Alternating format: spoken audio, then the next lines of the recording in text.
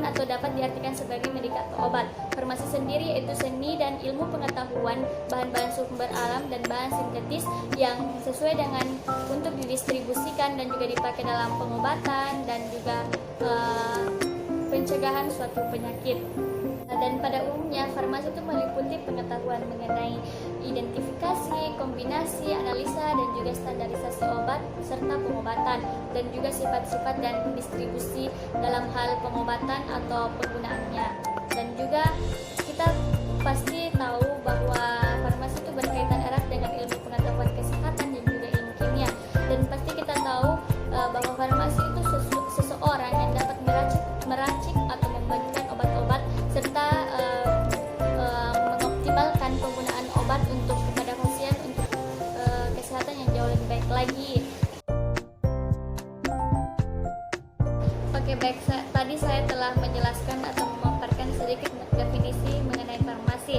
Sekarang saya akan menjelaskan mengenai sejarah kefarmasian, yaitu kata farmasi berasal dari bahasa Yunani yang berarti farmakon atau dapat diartikan sebagai racun atau obat.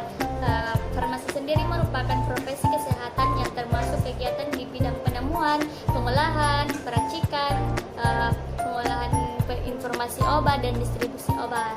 Dan farmasi sendiri belum dikenal di dunia pada zaman Hippocrates pada tahun 460 sebelum Masehi sampai 370 sebelum Masehi.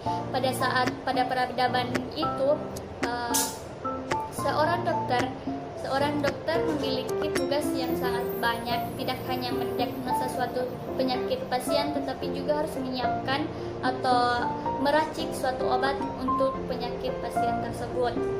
Seiring dengan perkembangan zaman dan ilmu pengetahuan, problematika dalam pengadaan obat menjadi rumit, baik karena formulanya dan cara pengobatan obat tersebut. Oleh karena itu dibutuhkanlah seseorang yang dapat mendalami keahlian dalam pembuatan dan peracikan obat, sehingga pada tahun 1240 sebelum Masehi, Raja Jerman Frederick menyadari dan memberikan perintah untuk dipercaya antara kedokteran dan kefarmasian. Perintah tersebut sekarang dikenal dengan Decretus Cellis. Dari sinilah sejarah farmasi ini berasal, sehingga para ahli mengambil kesimpulan bahwa akar ilmu kedokteran dan ilmu kefarmasian adalah sama. Dan sejak saat ini dunia farmasi atau industri dan pendidikannya yang terus berkembang dengan didukung oleh berbagai penemuan di bidang lain, misalnya penggunaan bioteknologi. Sekolah-sekolah farmasi saat ini hampir ditemukan di seluruh dunia. Kiblat pengembangan ilmu, kalau boleh kita sebut, memang Amerika Serikat dan Jerman, karena di sanalah industri obat pertama kali berdiri. Oke, baiklah, tadi saya telah menjelaskan sedikit mengenai sejarah farmasi, dan sekarang saya akan menjelaskan mengenai pendidikan farmasi, yaitu pada saat SMK Farmasi, sekolah ini ditempuh dalam waktu 3 tahun. Setelah itu kita bisa lanjut ke diploma 3, diploma 4, bahkan kita bisa ambil S1. Setelah lulus kita akan diberi gelar AMD FAM, sarjana atau strata S1 yang dirancang selesai dalam 4 tahun dengan gelar Sarjana Sains atau SSI atau Prodi Sains dan Teknologi Farmasi, Sarjana Farmasi atau S-Farm atau Prodi Farmasi Klinik dan Komunitas.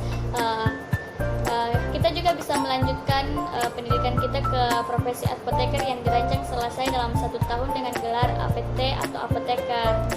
Atau juga kita bisa lanjut ke magister atau S2 yang dirancang setelah selesai dalam 2 tahun. Setelah kita S2 kita akan diberikan gelar sebagai magister sains. Selanjutnya kita dapat melanjutkan pendidikan kita ke jenjang lebih tinggi lagi atau program doktoral yang dirancang selesai dalam jangka waktu 3 tahun dengan gelar doktor. Dan itulah penjelasan dari saya.